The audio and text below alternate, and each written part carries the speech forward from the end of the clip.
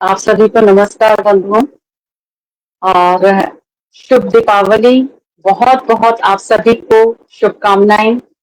आपका जीवन इसी तरह दीपावली के दियों जैसा चमकता रहे और बहुत बहुत सारी खुशियां आप सभी के जीवन में जगमगाती रहें। इसी दुआ के साथ आज हम दिवाली की फिर से आप सभी को बहुत शुभकामनाएं दे रहे हैं। और आज का कार्यक्रम अपनी तरह का एक अनोखा कार्यक्रम है। हमारे युगानुगुंज में बहुत सारे आप लोग गीत सुनते रहते हैं, गीत संगीत की शाम होती है। तो लेकिन इन संगीत जो हमारे सामने पेश करते हैं उनके जीवन के बारे में और किस तरीके से उनके जीवन में ये सुर आए, इसके बारे में हमने कभी चर्चा नहीं की।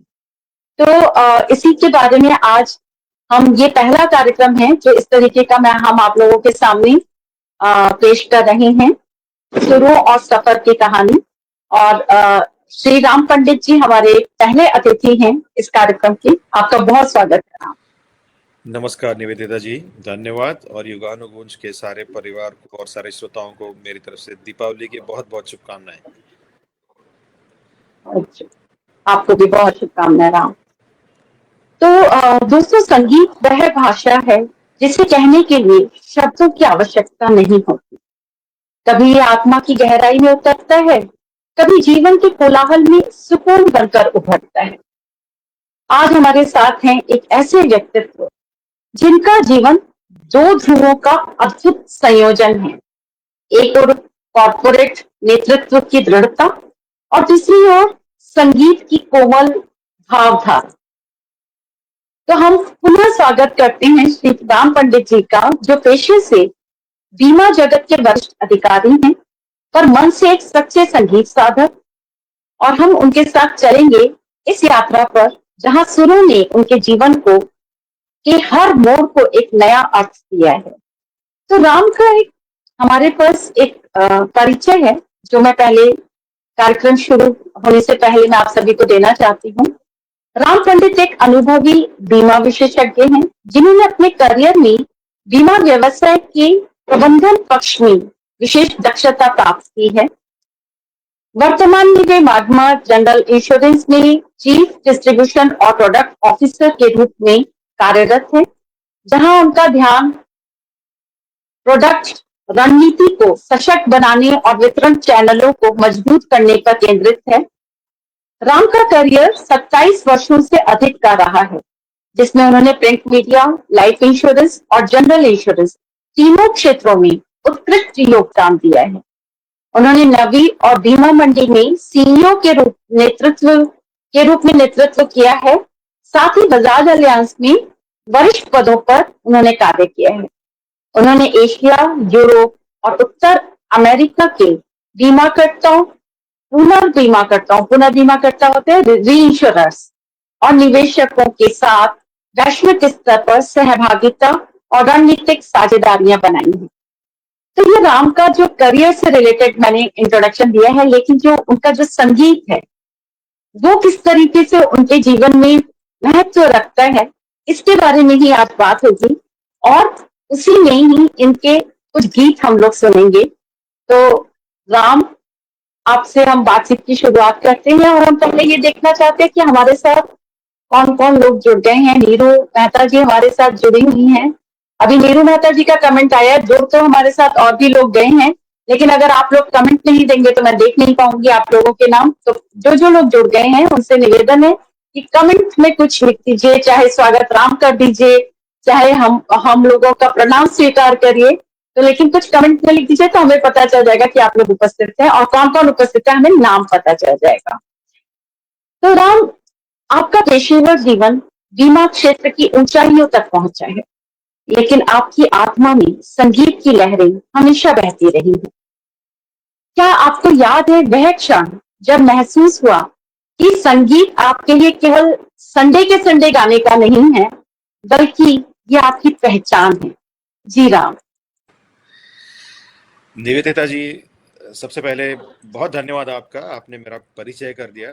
और श्रोताओं का पुनः स्वागत और प्रणाम। जी हाँ, ये बिल्कुल सच है कि मेरा कॉर्पोरेट करियर जो है उसे निभाते हुए साथ साथ म्यूज़िक मेरे लिए अ, एक म्यूजिक से जुड़ा हुआ हूँ, एक अटूट नाता है, और हम इसके बारे में ही बात करेंगे आज। तो आपका जो प्रश्न है कि मुझे पहली बार कब ऐसा लगा, तो थोड़ा मैं इसका विस्तार से जवाब देना चाहूँगा। उससे पहले मैं एक बात बता दूं कि मैं एक सामान्य साधक हूँ। साधक क्या हूँ मैं, तो संगीत में रुचि रखने वाला एक व्यक्ति हूँ। ना मैं ट्रेंड हूँ और ना ही संगीत मेरा पेशा है, लेकिन मेरी इसके प्रति दीवानगी जिसे कह सकते हैं बहुत बहुत ज्यादा है। तो देखिए, संगीत की जो जो गुण होते हैं जिसे कहते हैं म्यूजिकल सेंस, ओके, तो उसकी मतलब जानकारी अपने आप को होना, ये पहला बड़ा पड़ाव होता है कि भाई हाँ, मुझे है इसका सेंस है। तो बचपन के काफी सारे ऐसे इंसिडेंसेस हुए हैं जिससे मैं कह सकता हूँ कि मुझे ऐसा प्रतीत हुआ कि भाई हाँ, और उस एज में, उस आयु में तो कुछ ज्यादा ऐसे लगता नहीं कि इसमें कुछ सीखा जाए, करियर किया जाए। उसी का कारण होगा शायद कि मैंने कभी सीखा नहीं संगीत। पर हाँ, ये जरूर है कि दिलचस्पी बढ़ती रही, लगातार बढ़ती रही। और कहीं जाके मैं जब मतलब 12-14 साल का हुआ हूँगा, तो एक म्यूजिक में खो जाना, इस बात का साक्षात्कार हुआ कि हाँ, ये मतलब अपने आप को इसमें I can lose my self in music. So सबसे पहली चीज मेरे लिए ये थी कि खुद ही को इसका अनुभव होना और इसका एहसास होना। जिसके बाद गाता तो मैं रहा हूँ और उसकी बात करेंगे, चाहे वो स्कूल में हो, चाहे गणपति उत्सव में हो, चाहे कॉर्पोरेट में जाकर स्टेज हो। लेकिन उसके बाद मेरा विश्वास दृढ़ हो गया। उसके बाद मैं कॉलेज में तो खैर परफॉर्मेंसेस करता रहा। और मुझे एक, चूंकि आपके प्रश्न का एक विशिष्ट उत्तर देना बनता है, तो एक पड़ाव याद है मुझे। मैं 18 साल का था और पुणे में बड़ा प्रेस्टिजियस फिरोदिया ट्रॉफी करके एक होता है, inter collegiate festival of drama. और ड्रामा के अंदर आप जितने गुण दिखा सकते हैं, तो उसके लिए आपको पॉइंट मिलते हैं। तो उसमें संगीत, नेचुरली हर कोई टीम उसमें संगीत का प्रयोग करती है। तो मैं अपने कॉलेज को रिप्रेजेंट कर रहा था और मैंने एक डुएट गाया था एक और महिला कलाकार, ये जो मतलब मेरे साथ ही स्टूडेंट थी, उसके साथ में मैंने गाना गाया था तुमसे मिलके, फिल्म परिंदा से। वो मेरा पहला माइक परफॉर्मेंस था। सोलो सोलो तो नहीं था, मतलब ग्रुप छोड़ के, ये डुएट भी मेरा फर्स्ट था। और उस समय जो हो गया परफॉर्मेंस, और मैं नीचे आके दोस्तों से मैंने बोला, यार मुझे तो नहीं लगता है कि कुछ ठीक हुआ। तो सबने मुझको एकदम मतलब विश्वास से कहा कि नहीं, बहुत अच्छा रहा तेरा। और मतलब हमें ये पता चल जाता है कि कोई बस तसल्ली देने के लिए कह रहा है, तो वो वैसे वाला नहीं था। तो मुझे लगा मतलब ठीक है, कुछ ठीक ठाक गा ही सकता हूँ। उसके बाद तो ये आपके प्रश्न का उत्तर है कि तब मुझे महसूस हुआ कि हाँ, मेरे अंदर संगीत है और मैं केवल संडे के संडे वाला गायक नहीं हूँ, जो आपने जैसे कहा। और इसी से जुड़ा एक किस्सा है जो मैं सुनाता हूँ, जिससे मुझे पता चल गया कि जी। अब दुनिया भी सोचने लगी है कि भाई ये केवल संडे के संडे वाला गायक नहीं है। तो हुआ ये कि मेरे करियर के शुरुआती दौर में आ, ये आपके यहाँ से कुछ आवाज आ रही, हाँ थैंक यू म्यूट पर जाने के लिए निवेदिता जी। तो मेरे करियर के शुरुआती दौर में मैंने इंटर कॉर्पोरेट अंताक्षरी में पार्टिसिपेट किया था। और मतलब सारे अच्छे अच्छे ही लोग आए हुए थे। तो उसमें यूजुअली क्या होता है, अंताक्षरी में तो आप एक एक दो दो ही लाइनें गाते हो, ऐसे नहीं कि पूरा गाना सुनाते हो। तो जो कंपेयर होता है वो तो अच्छा सिंगर यूजुअली या होता है, होती है। तो एक बड़े जाने माने से पुणे के सिंगर थे जो ये कंडक्ट कर रहे थे। और तो उस समय जो गाना मैंने गाया था वो आप ही ने जो सुझाया, वो गाना था संडे के संडे, मेरी जान संडे के संडे। तो जब मेरी 2 लाइन खत्म हो गई तो उनको लगा हाँ, ये इस बंदे का जो है, ठीक है, 2 लाइनें गा ली इसने, पॉइंट मिल गए जो भी 10 पॉइंट थे, और अब मैं इस गाने को पूरा करूंगा करके वो गाने लगे। अब मैं बिल्कुल पीछे नहीं हटा क्योंकि मुझे भी गाना आ रहा था, तो मैंने भी गाना शुरू कर दिया। उनको लगा ठीक है यार, 1 लाइन गा ली, 2 लाइन गा ली, कितना गाएगा, और तो उन्होंने पूरा अंतरे में घुस गए, और मैं भी उनके साथ साथ पूरा अंतरा उन्होंने सुनाया, मैंने भी एकदम बराबर वर्ड टू वर्ड आखिरी लाइन तक। और आखिरी लाइन के बाद हम दोनों ने एक दूसरे को देखा, तो वो मेरे पास आकर से पूछने लगे कि आप क्या करते हो। मैंने कहा मैं ऐसे ऐसे इस कंपनी में काम करता हूँ। मुझे घूर के उन्होंने देखा, बोले आप काम करते भी हैं या सिर्फ यही करते हैं। तो वो मेरे लिए था कि अब मतलब मुझे तो विश्वास था, मेरे दोस्तों को था, बट अब बाहर की दुनिया भी मुझे ठीक ठाक एक कलाकार समझने लगी है। तो वो गाना था मेरी जा संडे के संडे।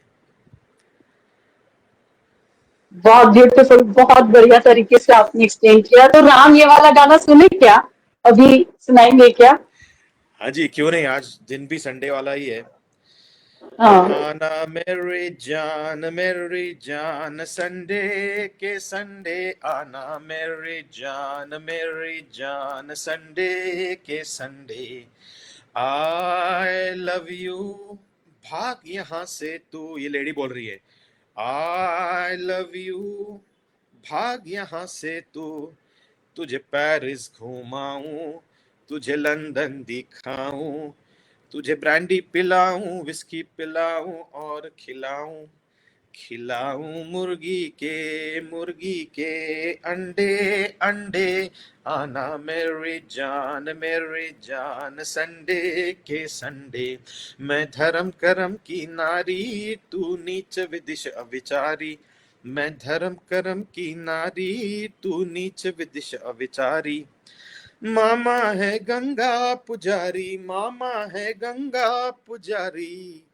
बाबा काशी के पंडे पंडे, आना मेरी जान संडे के संडे। मजा आ गाना गया, मजा आ गया। बहुत क्यों? मजेदार गाना है। और हम लोग भी बचपन में गाते थे ये वाला गाना, बहुत ही मजेदार गाना है। आपने हमारे बचपन का गाना हमें याद दिला दिया। बहुत मजा आया। हमारे साथ बड़े सारे श्रोता जुड़े हुए हैं, जिनके नाम मैं देख पा रही हूँ। नीरू मेहता जी जुड़ी हैं, विनीता सावंत जी जुड़ी हुई हैं, वीना कुमार जी जुड़ी हुई हैं, और भी काफी सारे लोग आए हुए हैं हमारे साथ। आप सभी का बहुत स्वागत और दिवाली की बहुत शुभकामनाएं आप सभी को।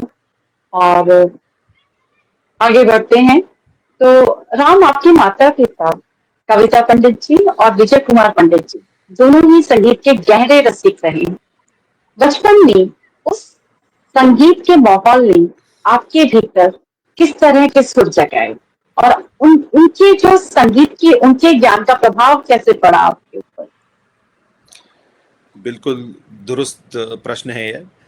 और मेरे माता पिता जी ही मेरा सबसे बड़ा, मतलब यही कारण है कि मुझ पे संगीत के संस्कार जो है, वो पहले तो उसका प्रभाव हुआ, फिर बने रहे। हालांकि मेरे माता पिता दोनों ट्रेंड हैं नहीं, मैं तो हूँ ही नहीं। तो मेरे माता पिता जी बिल्कुल, मतलब उनकी जो संगीत में रुचि थी, रुचि है बल्कि, उसी कारण से संगीत सुना करते थे, गाया भी करते थे, उनके अपने बचपन से लेके।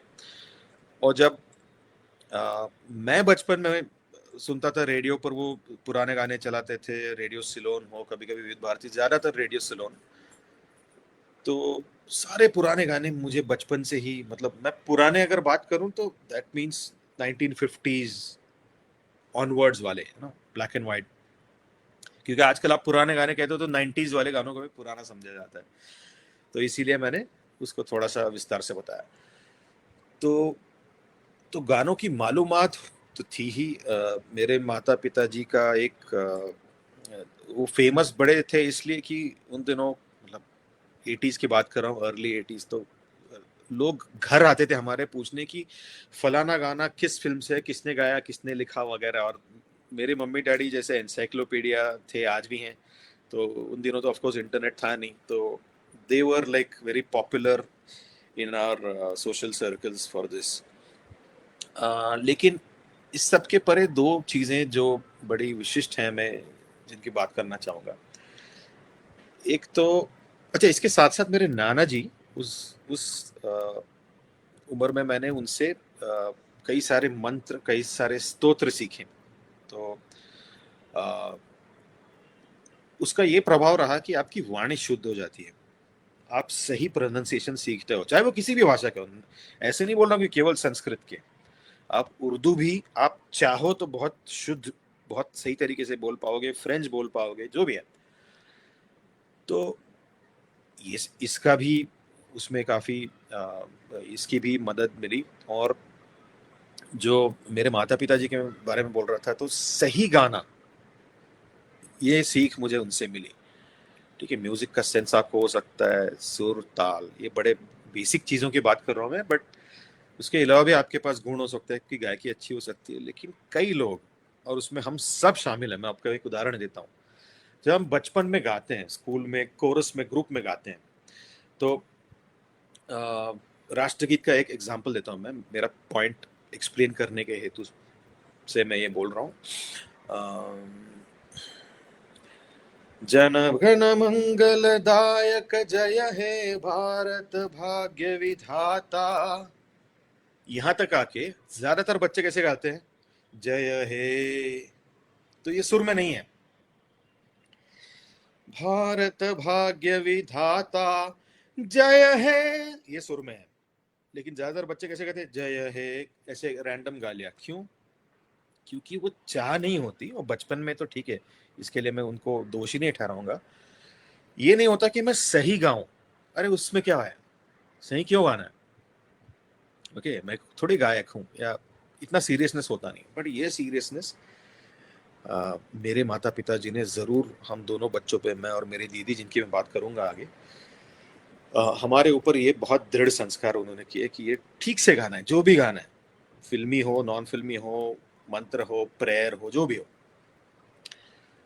और इस कारण से मैं, मतलब संगीत की रुचि जो है उसको थोड़ा सा आगे ले जाके, मैं उसको संगीत प्रैक्टिस कह सकता हूँ, थोड़ा सा अध्याय के रूप में बदल गई। Not training, not academic, but अपने आप ही थोड़ा सा ठीक से आप करने लगते हो, ये मैं कह सकता हूँ। बहुत बहुत रोचक बातें आपने बताई। और एक सच्चा कलाकार जो होता है ना, उसकी यही खास बात होती है कि वो किसी भी कोने को छोड़ता नहीं है। आपकी बात से मुझे याद आया, लता मंगेशकर जी का इंटरव्यू कहीं पे सुन रही थी, तो उन्होंने पूरी उर्दू सीखने के लिए उर्दू के एक शिक्षक रखे थे, एक टीचर रखे थे, जिससे उन्होंने उर्दू सीखी थी। नहीं तो उनके तो सुर क्या थे, और वो नहीं तो एक घमंड में एक इंसान हो जाता है ना कि मैं तो बहुत अच्छा गाता हूँ। लेकिन नहीं, उन्होंने भी देखा कि मैं कहाँ कहाँ कम हूँ, और उन्होंने उस चीज को सीखा, साधा, और भाषा सीखी। तो आपने आपने भी इतनी सुंदर बात करी कि अगर गा रही है तो जो लफ्ज है उनको भी सही तरीके से गाना, और सुर को सही तरीके से साधना बहुत बड़ी बात है, और उसकी तरफ ध्यान देना चाहिए। बहुत अच्छा राम, और बहुत सीखने को मिल रहा है, और बहुत अच्छी बातें आपने बताई। और ये तभी संभव हो पाता है जब कविता पंडित जी और विजय कुमार पंडित जी जैसे पेरेंट्स हो, जो कि बचपन से जिनका आशीर्वाद का हाथ और उनकी सीख का सहारा आप जैसे बच्चों को मिलता है, और आप लोग सीख पाते हैं और सही दिशा में। बहुत सुंदर। जी धन्यवाद।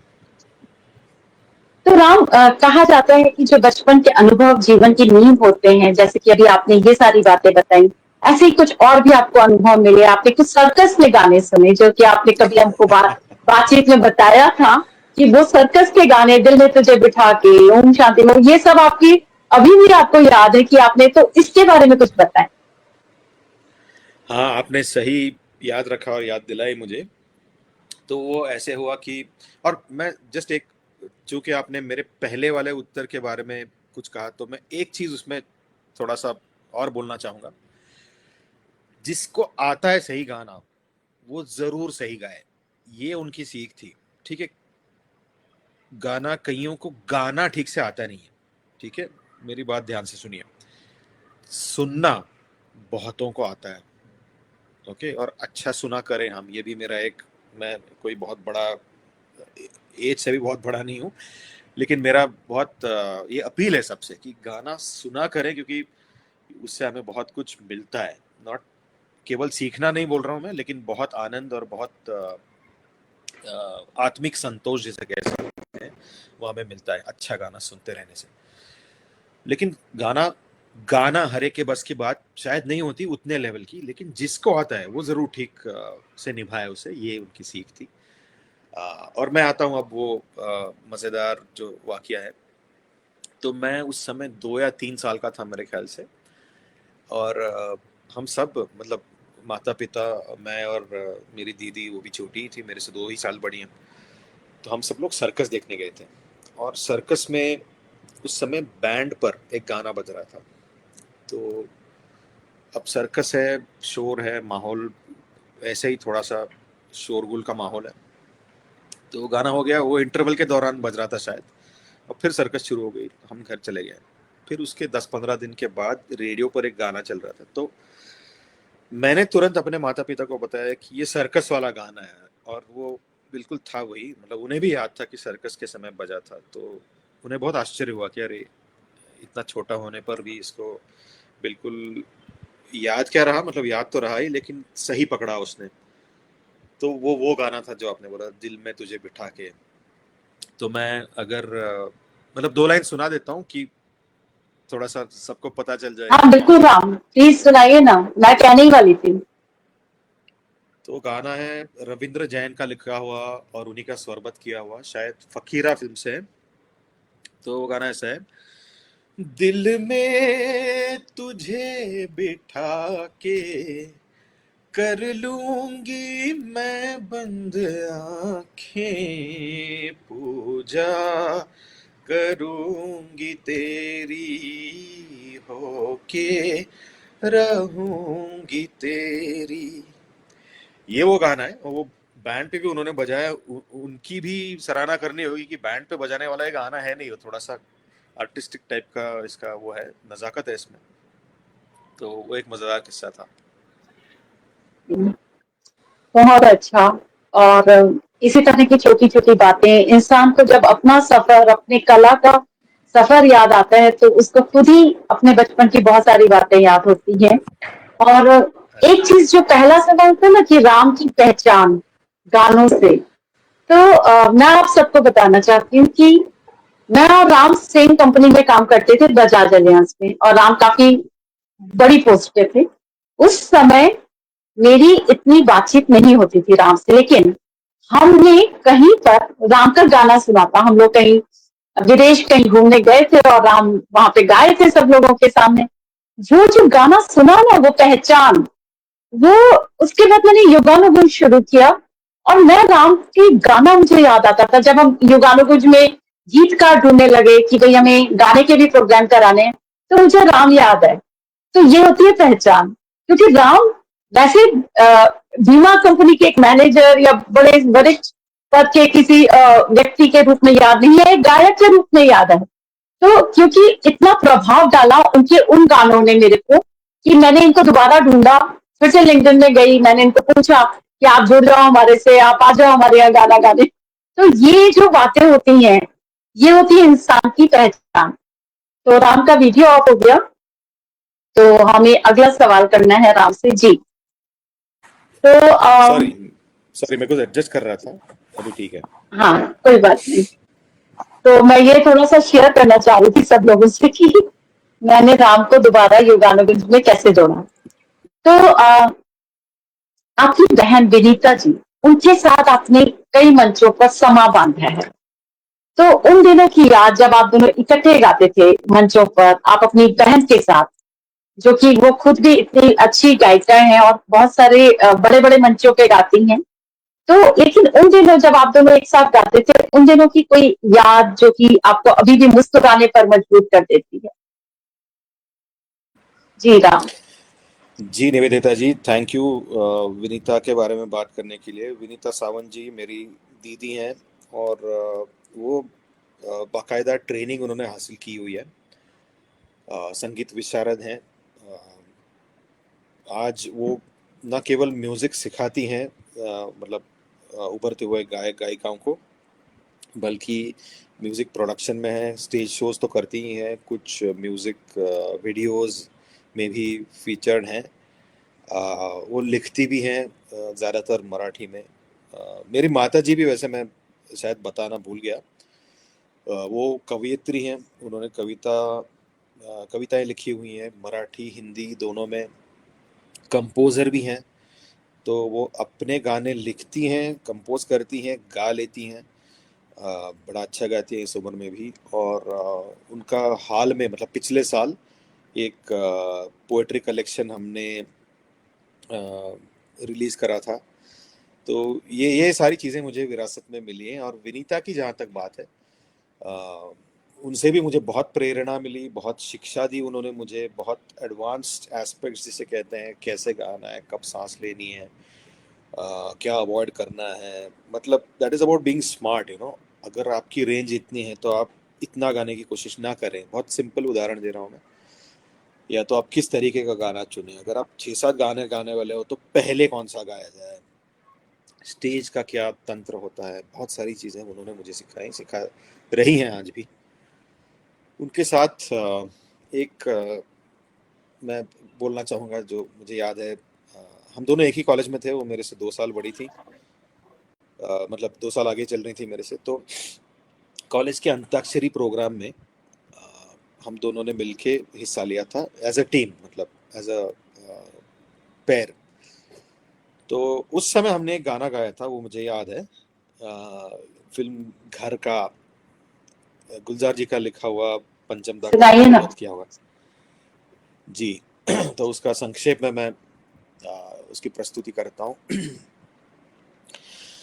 लब हिले तो मोगरे के फूल खिलते हैं कहीं, आपकी आंखों में क्या साहिल भी मिलते हैं कहीं, आपकी खामोशियां भी आपके आवाज है, आपकी आंखों में कुछ महके हुए से राज है, आपसे भी खूबसूरत आपके अंदाज है, आपकी आंखों में कुछ।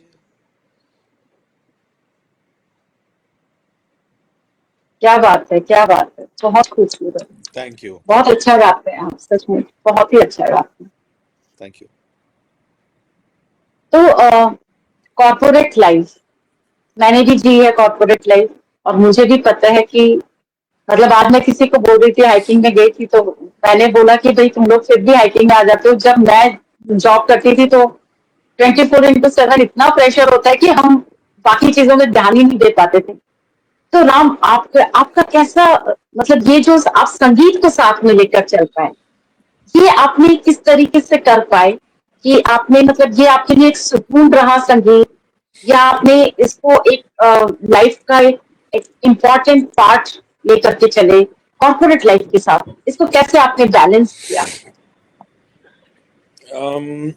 मुझे लगता है बैलेंस से भी ज़्यादा ये, मुझे इसका सही हिंदी शब्द मालूम नहीं, इसे मैं मराठी में हम जिसे कहते हैं परस्पर पूरक, या इंग्लिश में बोलते हैं कॉम्प्लीमेंटिंग। तो ये एक दूसरे को पूरा करते हैं। तो ये कैसे कि हमारे, मतलब सांसारिक जीवन में हर व्यक्ति के कई प्रॉब्लम्स होते हैं, टेंशन्स होती हैं, स्ट्रेस होता है, कठिनाइयाँ आती हैं, उतार चढ़ाव आते हैं, सभी के साथ होता है। सभी, हर एक उम्र के स्टेज में, मतलब अगर आप विद्यार्थी हो तो भी आपको यही प्रॉब्लम्स आते हैं, आगे भी आते ही हैं। तो म्यूजिक, ठीक है, एक तो आपका दिल बहला सकता है, ये तो उसकी बहुत छोटी उपयोगिता है, लेकिन म्यूजिक आपको थोड़ा सा सोल सर्चिंग वाले मोड में डाल देते हैं। सोल सर्चिंग मतलब मैं कैसे कहूँ, इसका हिंदी शब्द मुझे ठीक से सूझ नहीं रहा है। लेकिन आप अपने आप में व्यस्त हो जाते हो, एक थोड़ा सा मेडिटेटिव स्टेट आ जाता है। शायद आप कुछ कहना चाह रही हैं।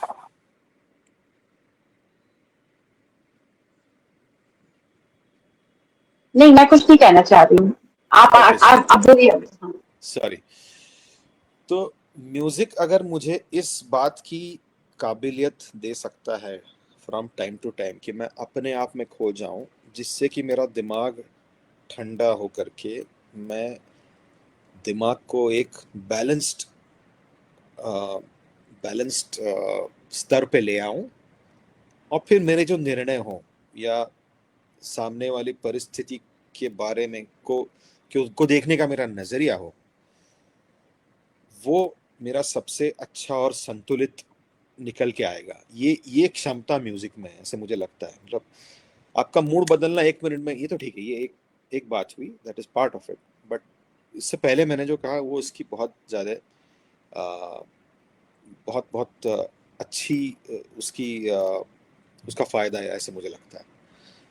तो मैंने भी उसका उसी प्रकार से उपयोग किया है, आप कह सकती हैं। उसको टालना नहीं है कि अरे, जैसे हम बच्चों को बोलते हैं ना, अरे अभी तेरी एग्जाम चल रही है ना, टीवी मत देख।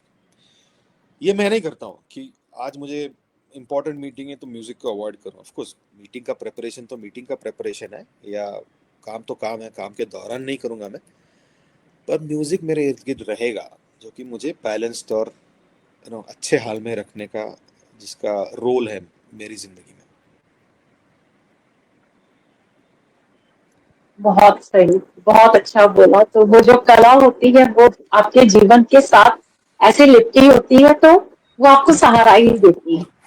और जो संगीत एक ऐसी चीज है ना, जैसे जो नहीं भी गाता, जैसे हम नहीं गाते, लेकिन अगर हम कभी डिप्रेशन में जाएं या कभी बहुत गंभीर सिचुएशन में है जीवन में, और अगर वो उस टाइम हम म्यूजिक सुने अपनी पसंद का, अपने पसंद के गाने, तो संगीत में सचमुच आपने बहुत सही बात की कि संगीत में वो क्षमता है जो आपको निकाल के बाहर लेकर के आएगी। बहुत जी। अच्छी, बहुत बिल्कुल सही बोला।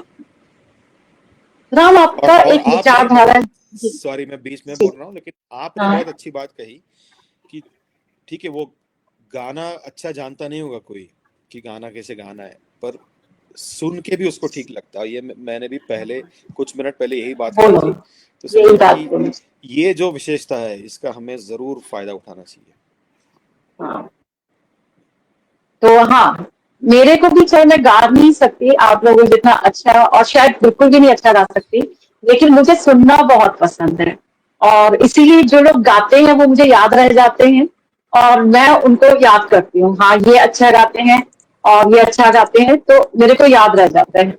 और योगानुगज में इसीलिए हम लोगों ने इसीलिए संगीत का कार्यक्रम भी शुरू किया कि संगीत एक बहुत इंपॉर्टेंट चीज है और इसको साथ में लेके चलना बहुत जरूरी है।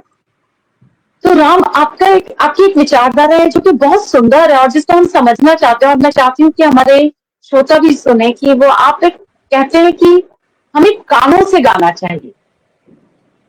आप इसको थोड़ा सा विस्तार करिए। जी बिल्कुल, आपने अच्छा याद किया, हमने एक बार डिस्कस किया था ये।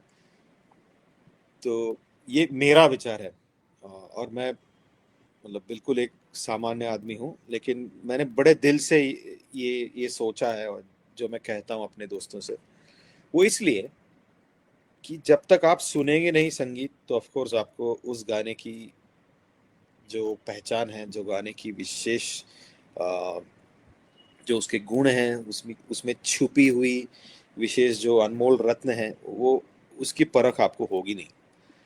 चाहे आप उस लेवल के वो हो भी ना, मतलब आप तो जौहरी ना हो, लेकिन आप कैसे पहचान सकते हो कौन सा रत्न क्या है? वो जरूरी नहीं है। आपको वो भा गया, आपको अच्छा लगा, आपको गुनगुनाने का मन किया, ये भी बहुत बड़ी बात है। लेकिन इसके लिए आपको बहुत अच्छे से सुनना पड़ेगा।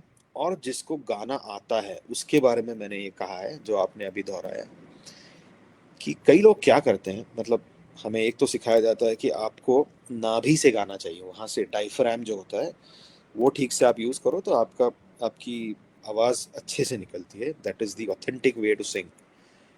आपका गला तो अच्छा होना ही चाहिए, क्योंकि गला क्लियर होना चाहिए, और गला साफ होना चाहिए, तो टो सुर निखरेंगे। आपको दिल से भी गाना चाहिए, ये भी कहा जाता है, क्योंकि गाना दिल को छू जाने वाला होना चाहिए। लेकिन मैं कानों से इसलिए कहता हूँ कि आप अगर जो गाना जिस तरीके से लिखा गया है, जिस तरीके से संगीतबद्ध किया गया है, जिस तरीके से गायक ने गाया है, उसको आप उसी प्रकार से निभाओगे तो ठीक है। उन्होंने 100 के लेवल का गाया होता है, हम 0.1 या 0.2 तक पहुंच सकते हैं, लेकिन उस प्रयास में हम उस गाने को बहुत ज्यादा अप्रिशिएट कर पाते हैं, और वो कहीं ना कहीं हमारे श्रोताओं को भी महसूस होता है। उनको ऐसे पता नहीं चलेगा कि इसने ये सुर ऐसा गाया इसलिए मुझे अच्छा लगा, लेकिन उनको लगेगा अरे अच्छा गाया यार, अच्छा लगा सुनने में। ये मैं और इसलिए मेरा कारण ये कहने का कि जो गाने हैं, जो मान लीजिए आपने लता जी का नाम लिया, और ये वाकई ऐसे लोग हैं जिनका नाम भी हमारे मुंह से निकले तो हम जो पुराने जमाने में ऐसे करते हैं ना, किसी का नाम लेते समय कि पंडित फलाना फलाना, ऐसे करते थे, तो बचपन समझ नहीं आता था, और किसी ने आज तक मुझे समझाया नहीं कि इसका मतलब क्या है। मुझे अपने आप समझ आ गया कि अरे इनका अगर हम नाम लेते हैं, मोहम्मद रफ़ी, या मतलब म्यूजिक कंपोजर्स की बात करें, वो इतने बड़े लोग हैं कि हम जैसों की समझ के बाहर हैं एक्चुअली। ये तो भगवान की देन है कि उन्होंने एक ऐसे रूप में अपनी कला दिखाई कि आपके मेरे जैसे लोग इसको सुन पाते हैं, गुनगुना पाते हैं। ये बहुत बड़ी बात है। तो इतना अगर भगवान की कृपा हम पर है तो हम ठीक से सुने, और सबसे पहले प्रयास करें उसको जैसे का तैसा निभाने की कोशिश करें। वो आएगी नहीं, जैसे मैंने बोला, हम 0.1% तक पहुंच गए, बहुत बड़ी बात है।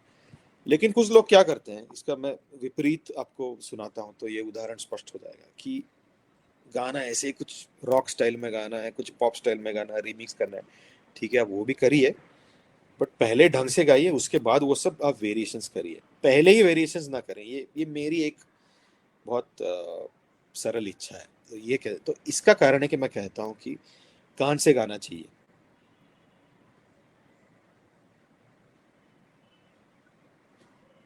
बहुत बहुत अच्छा बोला आपने और बहुत अच्छी तरीके से समझाया इस चीज को। और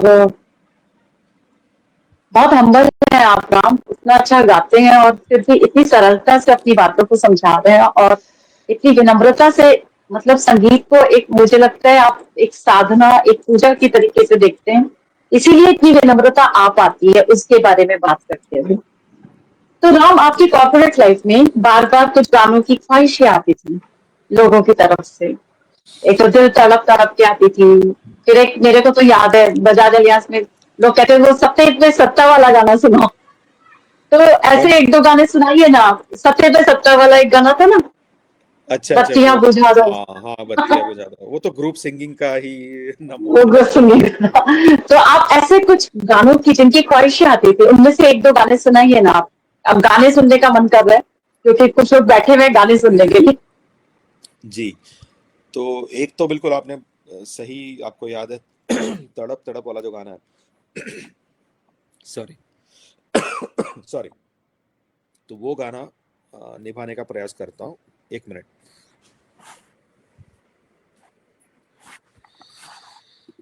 ये गाना निवेदिता जी मेरे कॉर्पोरेट जीवन का सबसे पहला बड़ा परफॉर्मेंस था, कि जिससे मुझे बहुत ज़्यादा कॉन्फिडेंस मिला कि मैं स्टेज पर, माइक पर, बाकायदा प्रॉपर साउंड इंजीनियरिंग वाले ऑडिटोरियम में इसको निभा सकता हूँ। तो मैं इसका शॉर्ट में प्रस्तुत करता हूँ। अजब है इश्क यारा,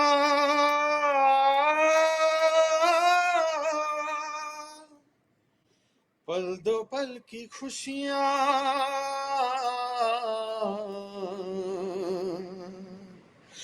गम के खजाने मिलते हैं फिर मिलती है तन्हाइयां। कभी आंसू कभी शिकवे, कभी जलवे कभी नाले, तेरा चेहरा नजर आए, तेरा चेहरा नजर आए, मुझे दिन के उजालों में तेरी यादें तड़पाए, तेरी यादें तड़पाए रातों के अंधेरों में, तेरा चेहरा नजर आए। सिसक सिसक के इस दिल से आह निकलती रही, मुझको सजा दी प्यार की। ऐसा क्या गुनाह किया तो लुट गए, हाँ लुट गए, तो लुट गए हम तेरी मोहब्बत में। अरे राम, थोड़ा सा और सुना दो, कितना अच्छा गाना, आप कितना अच्छा गा रहे हो। एक और अंतरा। अगर मिले खुदा तो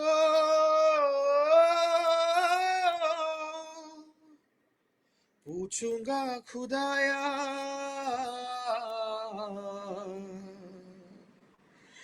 जिस्म मुझे दे के मिट्टी का, शीशे सा दिल क्यों बनाया। और उस पे दिया फितरत के वो करता है मोहब्बत, वाह रे वाह तेरी फितरत, वाह रे वाह तेरी फितरत, कहीं है मिलन कहीं फुरकत, वाह रे वाह तेरी किस्मत। मचल मचल के इस दिल से आह निकलती रही, मुझको सजा दी प्यार की। ऐसा क्या गुनाह किया तो लुट गए, हाँ लुट गए, तो लुट गए हम तेरी मोहब्बत में। तड़प तड़प के इस दिल से आह निकलती रही, मुझको सजा दी प्यार की। ऐसा क्या गुनाह किया तो लुट गए, हाँ लुट गए, तो लुट गए हम तेरी मोहब्बत में। Thank you. थैंक यू, बहुत अच्छा गाना, बहुत सुंदर, और थैंक यू। बहुत सुंदर तरीके से प्रस्तुति। मुझे भी ये गाना बहुत पसंद है, बहुत सुंदर। और बहुत सारे हमारे साथ श्रोता जुड़े हुए हैं, कमेंट्स दे रहे हैं, बस अभी मैं थोड़ा कमेंट्स देख नहीं पा रही हूँ। हम जी लोग इस प्रोग्राम के बाद जरूर कमेंट्स देख करके आपको रिप्लाई देंगे। सबको आप लोग जुड़े हुए हैं, हमारे लिए बहुत बड़ी बात है। और इतनी व्यस्तता वाले आज त्योहार के दिन आप लोग जुड़े हुए हैं, ये सब बहुत बड़ी बात है। तो राम, ये युगानुगुंज मंच में, युगानुगुंज जैसे और भी मंचों में आप लोग, आपने आपकी प्रस्तुतियां हुई हैं, और आपने हमेशा श्रोताओं को बांध करके रखा है उन प्रस्तुतियों से। तो ऐसे आयोजनों से आपको कैसे ऊर्जा और प्रेरणा मिलती है, ऐसे आयोजनों में प्रस्तुति देख करके?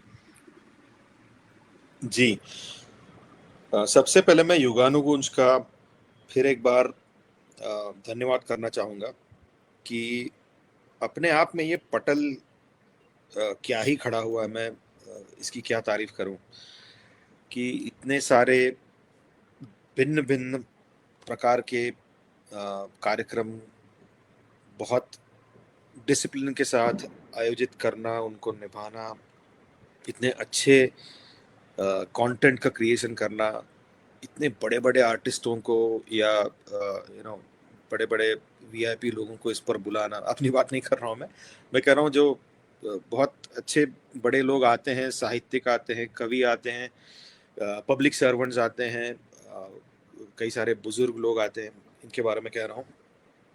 तो ये प्लेटफॉर्म की मैं क्या ही सराहना करूँ, और इसने मुझे मौका दिया इस प्लेटफॉर्म ने।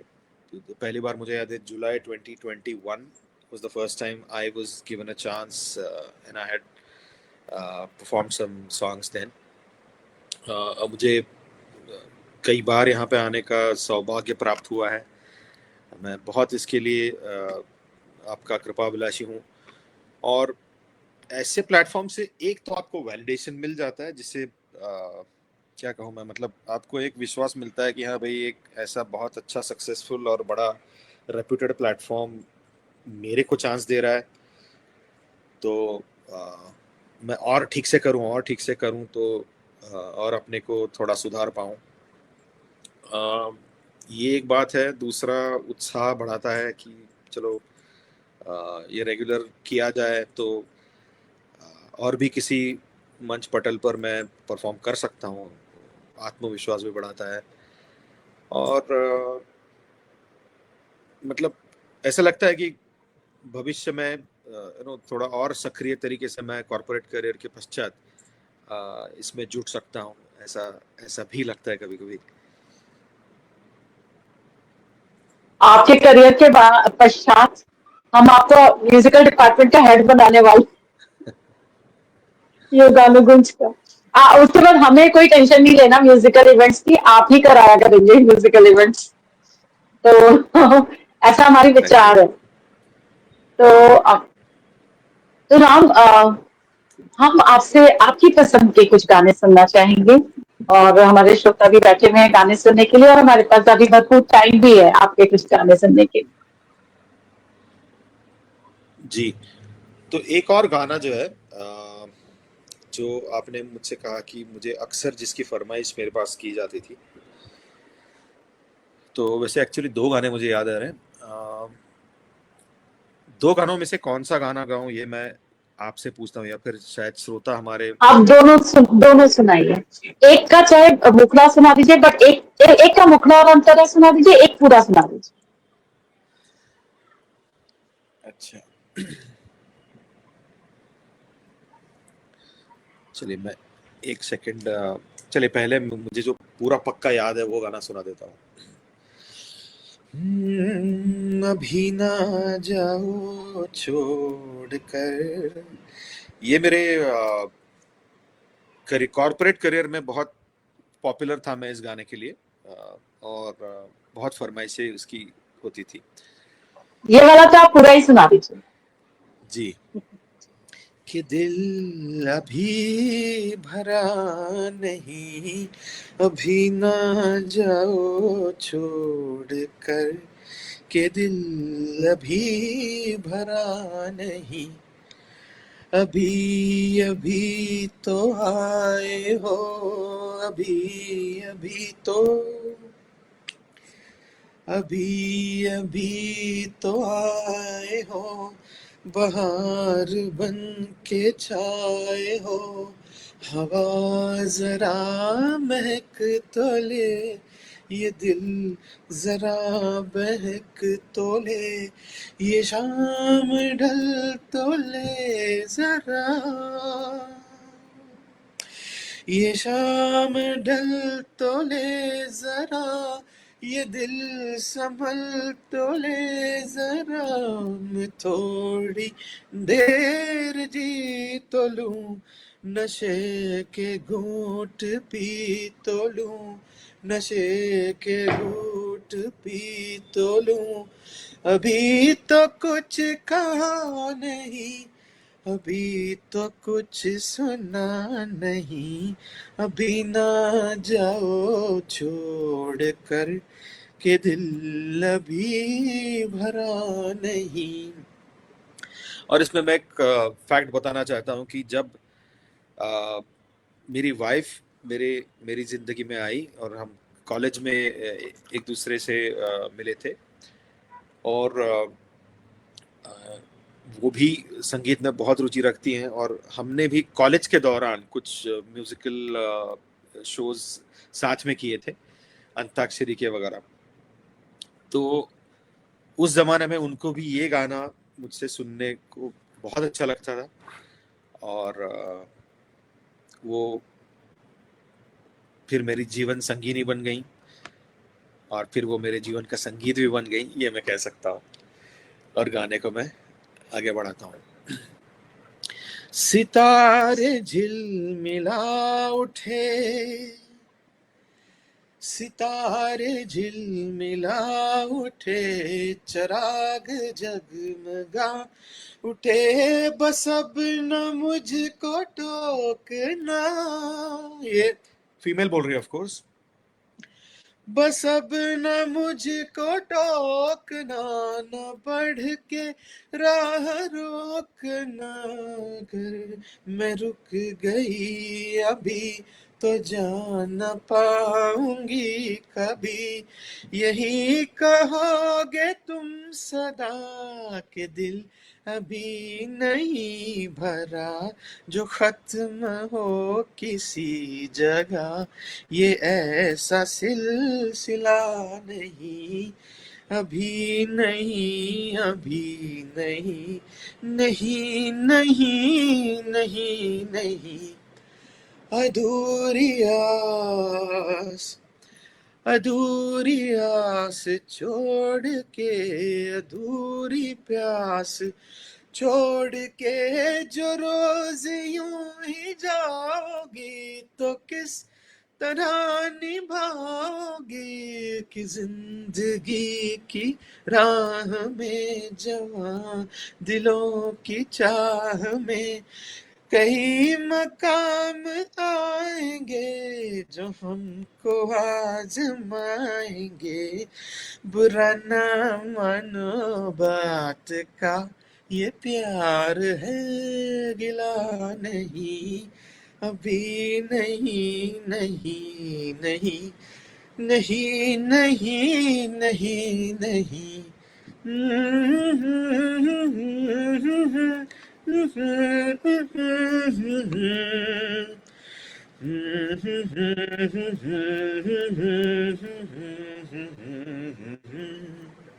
Thank you. बहुत अच्छा, बहुत सुंदर। सब थैंक लोग यू। काफी तारीफ कर रहे हैं, बहुत सारे श्रोता जुड़े हैं हमारे साथ। ब्रिजबाला गुप्ता जी हैं, विजया ठाकुर जी हैं, शोभना तनेजा जी हैं, राजकुमार हिंदू जी, वीना कुमार जी, सुप्रिया पंडित जी, जॉली ऋतु शर्मा जी, नीरू मेहता जी, विनीता सावंत जी। बहुत सब लोग सुन रहे हैं और सब आपकी तारीफ कर रहे हैं। और वीना कुमार जी कह रही है वाह बहुत सुंदर। विनीता सावंत जी कह रही है वाह राम।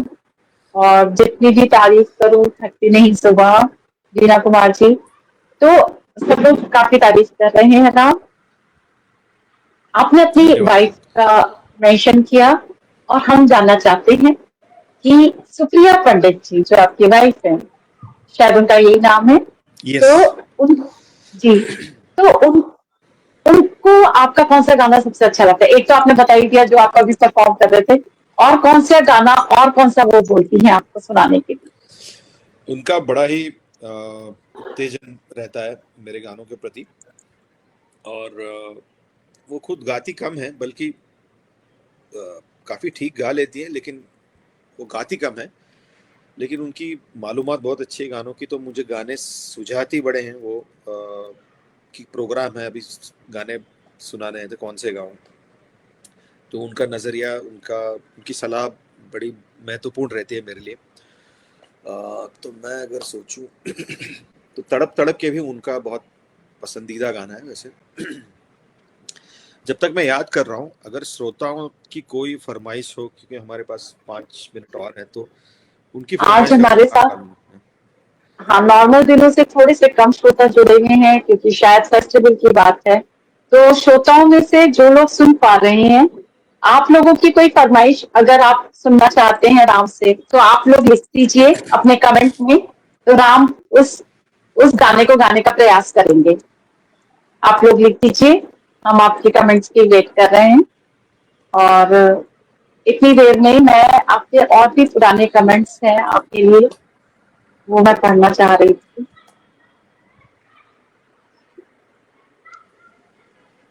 तो राम एक एक और सवाल ले लेते हैं जाते जाते, जी। जो कि मेरे को बार बार, क्योंकि आप कॉर्पोरेट लाइफ में भी इतनी इम्पोर्टेंट पोजीशन आप संभाल रहे हैं, तो बार बार यहीं पे थोड़ा सा आ जाता है दिमाग कि अगर कहा जाए तो जीवन और संगीत दोनों ही लय और संतुलन पर टिके होते हैं। तो आपका जो नेतृत्व है और संगीत साधना, दोनों जो चीजें हैं, जो कि हमने कहा था कि आप दो ध्रुवों को आप संभाल रहे हैं, इनमें आपको क्या समानता दिखाई पड़ती है राम? मैं कहूँगा, जैसे मैंने कहा था कि कानों से आपको गाना चाहिए, उसी प्रकार से मैं कॉरपोरेट अपनी जो भूमिका है उसको निभाने का प्रयास करता हूँ कि स्थिति को ठीक से समझो, लोग क्या कह रहे हैं उसे ठीक से समझो, उसे ठीक से परखो। कस्टमर्स क्या कह रहे हैं, मार्केट क्या कह रहा है, डिस्ट्रीब्यूटर्स क्या कह रहे हैं।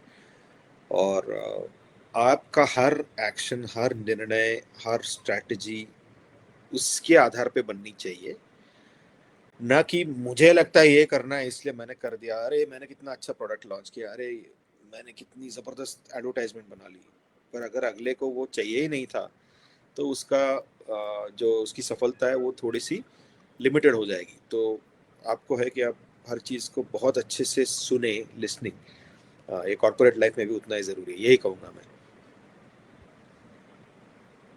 और मुझे एक वाक्य याद आ गया दोस्तों कि मेरी पहली सीईओ के सामने प्रेजेंटेशन थी बजाज अलियांस में, और फ्रंट सीट पे राम पंडित जी भी बैठे थे। और जब मैं प्रेजेंटेशन दे रही थी, मेरे लिए इतना इम्पोर्टेंट था कि सब लोग बहुत ध्यान से सुने। और मुझे तब का याद है कि राम पंडित बिल्कुल सामने वाली सीट पे बैठे थे और बहुत ध्यान से हर स्लाइड को उन्होंने देखा। और इतना सेटिस्फेक्शन मेरे को मिला कि चलो, मैं जो पेश कर रही हूँ, कम से कम कोई बंदा पूरा स्लाइड्स को, और बहुत अच्छे अच्छे क्वेश्चंस भी पुट अप किए थे आपने उस टाइम, तो मेरे को वो भी याद रह गया था। तो आपने बिल्कुल सही कहा। तो एक होता है ना कथनी और करनी में फर्क, बट आपका ऐसा नहीं है। आप जो चीज बात बोल रहे हैं ना, आपने वो चीज करी भी है corporate life. Thank you ji, thank you, thank you, thank you याद रखने के लिए। बहुत अच्छा जी। मुझे तो एक आपके लिए एक, जी हाँ, जी जी राम। नहीं, मैं 1 मिनट में कुछ सुनाना चाह रहा था कि म्यूजिक का मेरे लाइफ में कैसे कैसे कंट्रीब्यूशन रहा है। तो स्कूल का एक मजेदार किस्सा मैं सुनाता हूँ जी जी कि बिल्कुल। मैं पुणे में पला बड़ा हूँ, और मैं जिस स्कूल में जाया करता था सब हम मराठी बच्चे थे, मैं भी मराठी हूँ। तो मराठी और हिंदी के शब्द बहुत सारे कॉमन हैं, लेकिन कई शब्दों का लिंग जो है वो भिन्न है। और उसी का एक उदाहरण, एक रियल वाकया मैं सुनाता हूँ। तो हम कक्षा 9वीं में थे, हिंदी का पाठ चल रहा था। तो हमारी टीचर ने पूछा कि ऋतु, इसका लिंग आप बताएं। तो ऋतु मराठी में जो शब्द है ऋतु, वो पुल्लिंगी है। हा ऋतु हम कहते हैं मराठी में, हा मतलब ये पुल्लिंगी। तो सबने बोला पुल्लिंग पुल्लिंग। तो टीचर पर्पसली ये नहीं बोल रही कि तुम गलत हो। अच्छा अच्छा, पुल्लिंग पुल्लिंग पुल्लिंग। तो मैंने हाथ उठाया, तो बोली तुम बोलो। तो मैंने कहा स्त्रीलिंग। तो अरे पूरा क्लास एक तरफ और ये लड़का क्या बोल रहा है, दोबारा सोच के बोलो। तो उस समय मेरे कान में गूंज रहा है गाना, रुत है मिलन की साथी मेरे यारे। मैंने सोचा शायद पुराना गाना है, मैं सही सोच रहा हूँ कि नहीं। ये बात 1988 की है। उसी साल रिलीज हुई मूवी थी कयामत से कयामत तक। उसमें रंग जाएगी रित तेरी अदाओं में रंग जाएगी। तो मैंने सोचा यार सही है, डबल कंफर्मेशन आ गया। मैंने बोला मैडम स्त्रीलिंग, और मेरा सही निकला जवाब। मैडम ने फिर मेरी सराहना की। तो म्यूजिक ने मतलब संगीत ने मेरा संगीत साथ में दिया। आपको कहाँ वाह, ये इतना अच्छा एक्सपीरियंस है। मतलब संगीत में आपको वहां हिंदी की क्लास में भी आपको आगे कर दिया कि भाई संगीत जिसको याद है ना। कभी जी एक बार मैंने बोला था कि जो हिंदी भाषा को आगे लाने में ना बॉलीवुड के गानों का बहुत हाथ है। एक बार निश्चित, मैंने ये वाली बात भी बोली थी कि निश्चित 100%। बॉलीवुड में जितना, हाँ, जितना हिंदी सिखाने में बॉलीवुड ने सहायता करी है ना, मतलब बहुत बड़ा योगदान है अगर देखा जाए तो, क्योंकि लोगों को गाने याद रहते हैं। बहुत अच्छा, जी बिल्कुल। बहुत बढ़िया। एक आपके लिए फरमाइश आई है वीना कुमार जी की, भंवरे की गुंजन है मेरा दिल। थैंक यू बीना कुमार जी, मैं इसको जरूर प्रयास करूंगा। तो इसका एक मजेदार वाकया सुनाता हूँ और फिर गाने को निभा लेता हूँ। ये गाना जब पहले बना था तो ऐसा था कि रंगीन फूलों का गुंछा है दिल। तो रणधीर कपूर जी जो उसके नए नए डायरेक्टर थे, उन्होंने पापा जी मतलब राज कपूर जी को सुनाया। उन्होंने शायद बोला यार ये कुछ ठीक नहीं लग रहा है, तो उन्होंने फिर मेरे ख्याल से शैलेंद्र, जो शैलेंद्र के पुत्र हैं, उन्होंने उनका लिखा हुआ गाना if I am not wrong, या फिर हसरत जी का, दोनों में से एक किसी का। तो फिर वो गाना फिर से वो लाइन को थोड़ा सा चेंज किया गया और फिर जो गाना बना वो मैं पेश कर रहा हूँ। भंवरे की गुंजन है मेरा दिल, कब से संभाले रखा है दिल, तेरे लिए तेरे लिए तेरे लिए तेरे लिए। भंवरे की गुंजन है मेरा दिल, कब से संभाले रखा है दिल, तेरे लिए तेरे लिए तेरे लिए। मुझे कब से थी प्यार की जुस्तजू, मेरी जिंदगानी में है तू ही तू, मुझे कब से थी प्यार की जोस्तजू। मेरी जिंदगानी में है तू ही तू, मैं आया हूँ दुनिया में तेरे लिए, मेरे दिल में झूमे तेरी आरज़ू। भंवरे की गुंजन है मेरा दिल, कब से संभाले रखा है दिल तेरे लिए, तेरे लिए, तेरे लिए। गगन से भी ऊंचा मेरा प्यार है, तुझी पर मिटूंगा ये इकरार है। गगन से भी ऊंचा मेरा प्यार है, तुझी पर मिटूंगा ये इकरार है। तू इतना समझ ले मेरे हम सफर, तेरे प्यार से मेरा संसार है। भंवरे की गुंजन है मेरा दिल, कब से संभाले रखा है दिल तेरे लिए, तेरे लिए, तेरे लिए, तेरे लिए।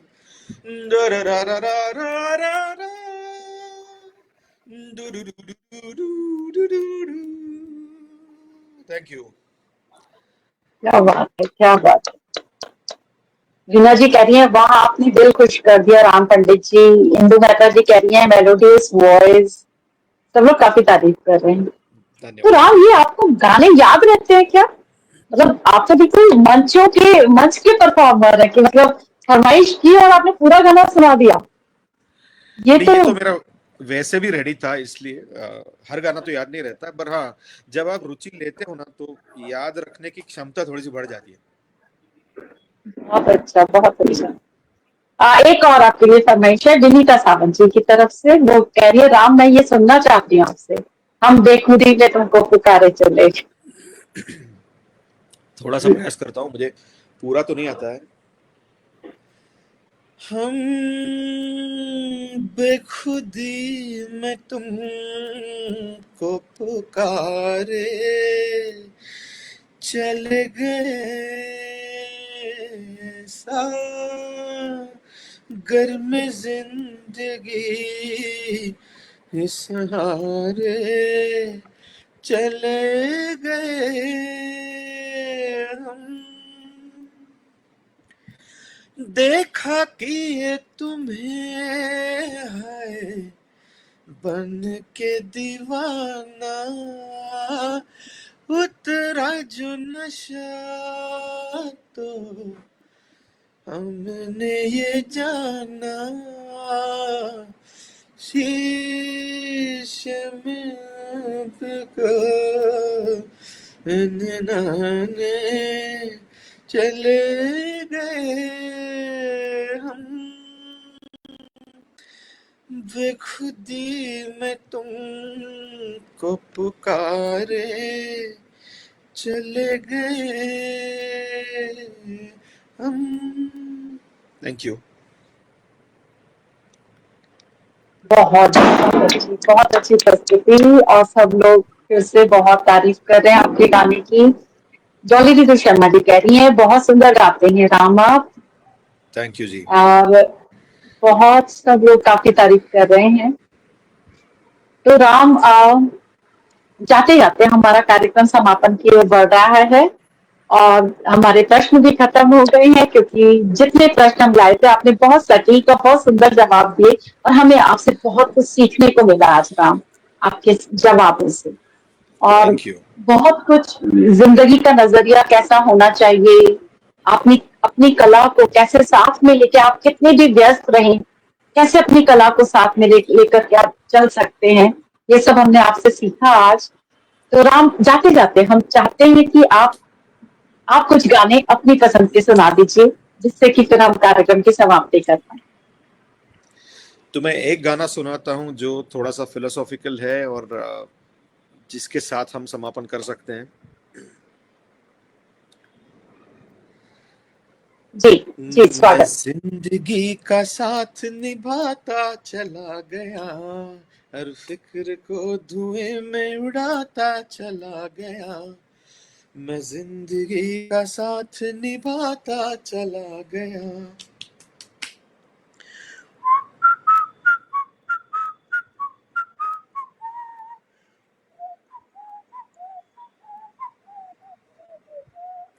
जो मिल गया उसी को मुकद्दर समझ लिया।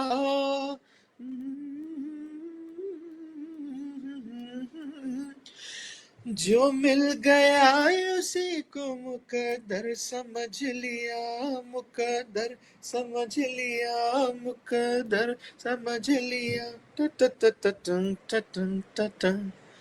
जो खो गया मैं उसको भुलाता चला गया, मैं जिंदगी का साथ निभाता चला गया, हर फिक्र को धुएं में उड़ा। साहिर साहब के बोल है, कितना कितना डीप मीनिंग है इसमें। आप जितनी बार सुनो आपको उतनी बार पता चल जाता है। लेकिन मैं अगला अंतरा सुनाता हूँ। गम और खुशी में फर्क न महसूस हो जहां, गम और खुशी में फर्क न महसूस हो जहां, न महसूस हो जहां, न महसूस हो जहां। मैं दिल को उस मुकाम पे लाता चला गया, मैं जिंदगी का साथ निभाता चला गया, हर फिक्र को धुएं में उड़ा। Thank you. बहुत सुंदर गाना।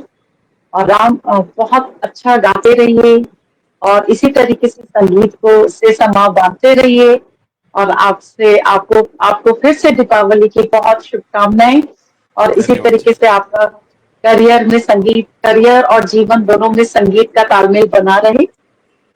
और हम कार्यक्रम की समाप्ति करते हैं। तो दोस्तों, धन्यवाद। संगीत जीवन को केवल स्वर नहीं देता, उसे संतुलन भी देता है।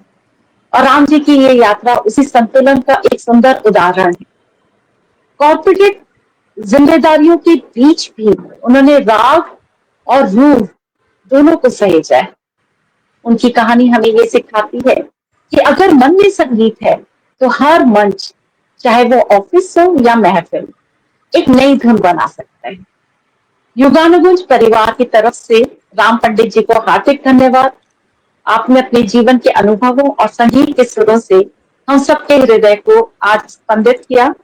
और आगामी आपकी प्रस्तुतियों की आप हम लोगों को बहुत उत्सुकता से प्रतीक्षा रहेगी। और जितने भी श्रोता आज हमारे साथ जुड़े, आप सबका भी बहुत धन्यवाद कि आप धन्यवाद। बहुत प्यार से जुड़ते हैं। जब भी जुड़ते हैं बहुत प्यार से जुड़ते हैं और बहुत सुंदर सुंदर कमेंट्स भी लिखते हैं और पूरा उत्साह बढ़ाते हैं। तो आप सभी को बहुत धन्यवाद। पुनः दीपावली की बहुत शुभकामनाएं। हैप्पी धन्यवाद। Diwali. Thank you. Happy Diwali.